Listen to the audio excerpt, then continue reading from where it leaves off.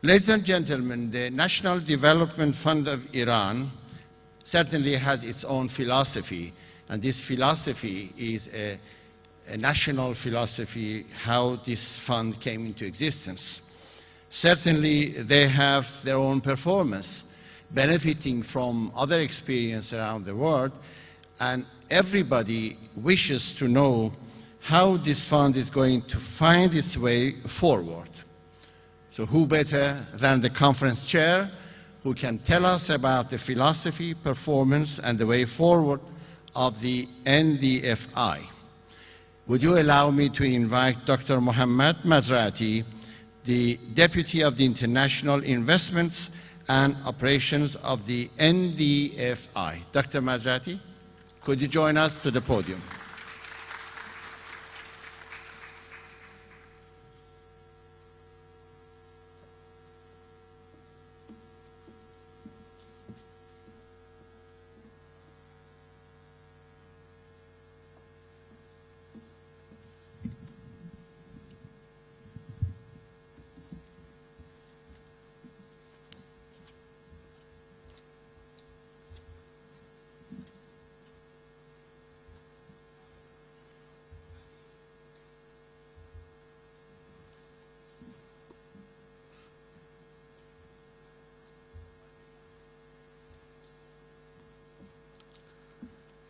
Excellencies, distinguished guests, ladies and gentlemen, good morning to you all. First of all, I would like to take this opportunity as the conference chair to welcome you to the beautiful Kish Island and extend my appreciation for your kind participation in this very important international conference.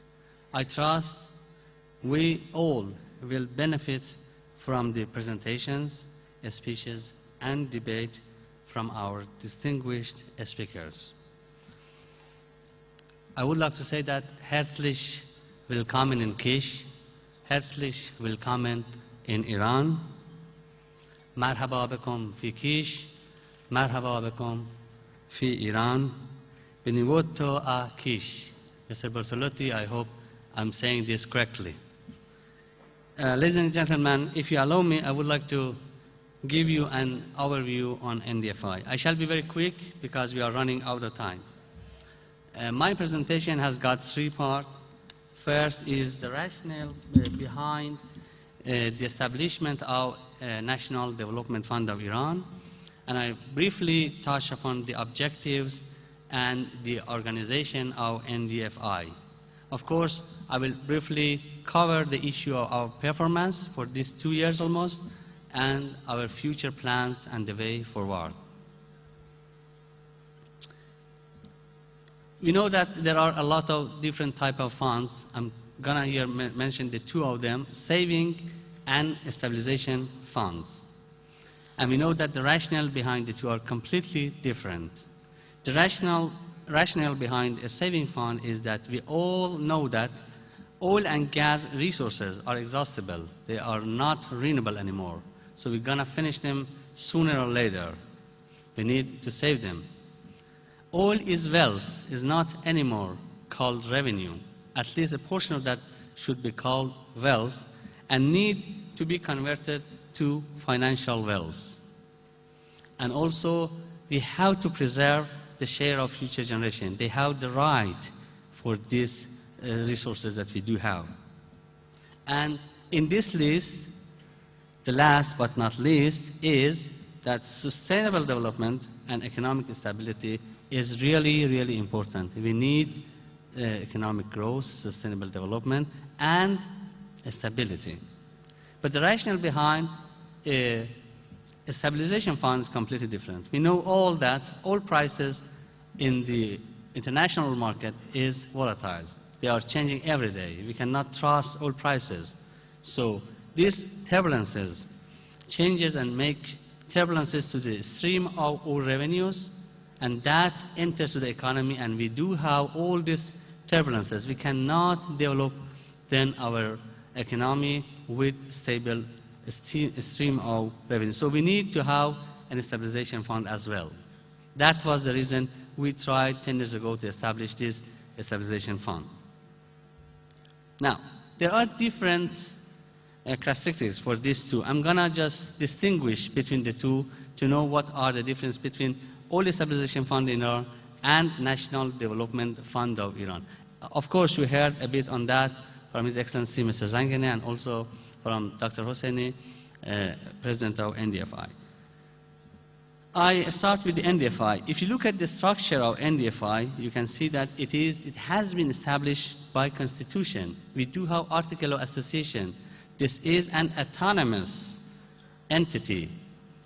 If you look at the cash flow is actually fixed portion of all revenues. It was 20%, and then we had 23. This year we have 26, and I hope next year we have 29%, and the year after 32% of all gas and condensate revenues. The cash outflow is this amount, this capital is used for financing domestic projects and also investment in the international financial markets. When it comes to the government, as the other speakers this morning mentioned, government has nothing to do with this money. There is no entry for government, only private sector. Only governmental sector and government companies, if they do have the share of government is less than 20%, then they are considered by definition and by the Article of Association non-governmental, so they can apply for the loan, credit, and other facilities that we do have. If you look at the OSF, Oil Stabilization Fund, you can see that it is just an account and it is managed by Central Bank of Iran. And the cash inflow actually is only oil revenue surpluses, which is surplus from the annual budget. Look at the cash outflow is just a one way for the government. They could approve, get the approval, and use all of that. So it's completely different with the NDFI structure. Now, we have certain objectives at NDFI. I'm going to just mention some of the most important ones. The first one, which is the very important one, is to reduce oil dependency and oil and gas revenue dependency. So we need to depart these days from oil revenues. The economy should grow on its own. And also, as I mentioned, we need to transfer a portion of oil and gas export revenues to wells, and then these wells to productive investment within the country. Save the future generation share of hydrocarbon resources, and also economic stability and sustainable development. Okay, thank you. When it comes to the NDFI's steering board and structure, it is really a robust and solid structure. You can see that we do have three very important boards, as a matter of fact. Board of Trustees, which is headed by the President of the country. We do have ministers in that board, and we do have member of parliament, and also from private sector. This board, as a matter of fact, they are elect the member of Board of Executive Directors, which, as it was mentioned, consists of 5 experienced and renowned people to run the NDFI. And now it is heading by His Excellency Dr. Safdar Hosseini. And we do have another board, which I have mentioned in the red box, and it is intentionally in red. It is Supervisory Board, which consists of the head of State Audit Organization, State Inspectorate Organization, and Supreme Audit Court. They are monitoring, controlling almost everything to make sure that our activities, our operation is based on the Article of Association, and it is based on the regulation. That's why we have this good transparency index. We have improved a lot because of this good structure. So with this structure, what we are looking for is transparency, getting efficiency in crediting and financing, and also, which is really, really important, is accountability. We are really committed on accountability. We are accountable to our action and operations. This figure, as a matter of fact, show the rank of Iran based on NDFI based on the asset under management. As you can see, GPFG of Norway, which stands for Government Pension Fund Global of Norway, is the biggest ever fund in the world, sovereign wealth fund, and you can see that they hold 785 billion US dollar asset under management. And the other top 5 are Sama Kingdom of Saudi Arabia, ADI of UAE, and CIC China and Safe China. Some countries has got 2 or 3 pension fund or sovereign wealth fund. As you can see, all these top 5 hold more than 3 trillion US dollar asset under management. Our rank as of October 2013 is 54 billion US dollar, and our rank is 27, as it was mentioned earlier. When it comes to the transparency, International Transparency Index, we rank 28th among all other, more than 70 other sovereign wealth funds. Why we improved this recently very sharply? Because we disseminated a lot of information. We disclosed to almost everyone our activities. We updated NDFI English website on a daily basis. We publish monthly newsletter publishing inflow and outflow NDFI capital. And also, as His Excellency Dr. Hosseini mentioned, we have approved our investment ethics, because this is really, really important. When we are trying to invest in international financial market, we should tell everybody what is our intention, what is our ethics for investment. And this is important. We have approved in Persian and English. It is available to everyone. And also, we are publishing annual reports in Persian and English, so it is disclosed to almost everyone. Now, we do have 2 main stream of activities at NDFI: domestic activities and international stream of activities. If you look at the domestic activities, it all comes to 2 parts. One is the hard currency financing, and the other one is the domestic currency, which we are providing finance and credit to specific 2 economic sector, which is agriculture sector and industry and mines. We are providing them with preferred interest rate, because this is our developmental role in this NDFI. And then we do have another activity, which is hard currency loans for almost all sectors and all regions of the country, which is, this part is actually our role to accumulate more wealth, to get more return on assets. For international stream of activities, we have the plan, and we have already started investment in financial products in international financial markets. So we're gonna get good return with moderate risk to accumulate more risk, and that will be our anchor of risk for domestic activities. So we are trying to diversify between domestic and international. In my next presentation, I will come to this point, how we choose the percentage between the domestic and the international part. Who gets the loan? Who is entitled to get the credit from NDFI? NDFI defines the priority for investment with the help of course, other ministries and other local organizations. And then all credit and loans are being granted through our agent banks. We do have 18 commercial agent banks, state-owned or private one. So what they do is that they do all due diligences, they do all feasibility studies, and they take the risk of projects, and they approve or reject the project. When the project is approved, they send to us. We have our own checklist. We control everything, which is based on rules and regulation, and then we grant the loan and credit.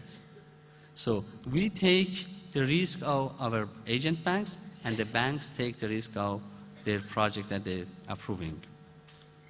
As it was mentioned, only private sector or governmental companies with ownership less than 20%, they are eligible to apply for this loan. And all foreign investors or foreign companies could come to the country, apply for the loan, if only and only they bring 30% in kind or in capital. So they can apply for that. And this will help a lot, as His Excellency Mr. Zangani mentioned. It helped to bring a lot of more money to the nation with this regulation. Now, this is a snapshot of what we have done. $55.6 billion is under management, of which $90.8 billion has been either disbursed or earmarked to different projects in different economic sectors by different regions and provinces as of September 2013. This is the distribution of our loan and credit to economic sector. As you can see, oil and gas with 60% has got the highest share, and industry and mine with 32%, and transport, agriculture and water, and construction and export services also has received a lot of credit. What we have planned at NDFI is to balance this distribution in the future, because we have the role to avoid Dutch disease. We are trying to empower private sectors in all sectors, economic sectors. So in the future, maybe in mid-term and long-term, you will see that the shape of this pie chart will be a bit changed. So other sectors will have more chance to get more credit and loans. This is the provincial distribution. As you can see, all provinces, without any restrictions, they can apply for the credit and loan. This is our objective, because a balanced growth in the economy is really, really important. If we would like to be a developed country, we need to have development in all regions, in all provinces. So as you can see, some provinces has got more share, because most of the energy project, oil and gas project, are located in those specific provinces. As I mentioned, we are trying to even balance more the distribution of credit between the provinces in the future, because we are thinking of a balanced economic growth. This slide actually summarizes what I said from beginning till now. As you can see, we have contract with 18 agent banks. Our contract with these banks is $34.7 billion. What has been allotted to the project, $23.3 billion. Contracts with national currency, as I mentioned, with preferred interest rate for a specific agriculture and industry and mine sector is over $4 billion equivalent. And our total asset under management as of September 2013 is $54.6 billion. Of course, now the amount recently has increased, and we'll inform that sooner or later on our website. Now, this is my last slide. I'm going to just summarize what is the way forward, what is our future plans. We are trying to direct a greater portion of the fund's resources for investment in international financial markets. As I mentioned, we need to have a risk anchor, and our risk anchor is to invest in international markets. In my next presentation, I will mention what is our policy, investment policy for this specific objective. Also, we are focusing on export promoting project, either in non-oil project and oil and gas project, because we think that it's better not to put too much pressure on currency market. If our investors produce commodities and services that they could export to other countries, they could generate a lot of currency, they will able to return our money, and there will be less pressure on our currency market, so we will have more stable economy. Also, we are trying to diversify our assets for better risk management, as I mentioned earlier, enhancing the monitoring and controlling system, especially for our commercial bank, because we need to control, we need to monitor everything to make sure that everything is all right, and we are not taking too much risk, because we have a risk tolerance policy when it comes to our commercial and agent banks. This is a daily basis actually work, and we are improving our model, we are improving our activities on this. As it was mentioned, empowering the private sector is our main objective, and we are trying to force it ahead, because this will help us to achieve sustainable development. Last but not least is getting aligned with macroeconomic and monetary policies as mandated in the Santiago Principles. And you know that we are a member of International Forum of Sovereign Wealth Fund, and we are a signatory to that. Also, there is Santiago Principles, that there are 24 of them. They are available on their website. We have signed that, we have accepted that. It shows how we invest in international and domestic markets. And in that principle, it says that we should get aligned with, as a matter of fact, monetary policies and macroeconomic policies to be in line everything, not to opposing other activities of the government. So we are committed to that, so we are in line with the general policies of the government when we are crediting and financing the project. Ladies and gentlemen, distinguished guests, thank you very much for your kind attention.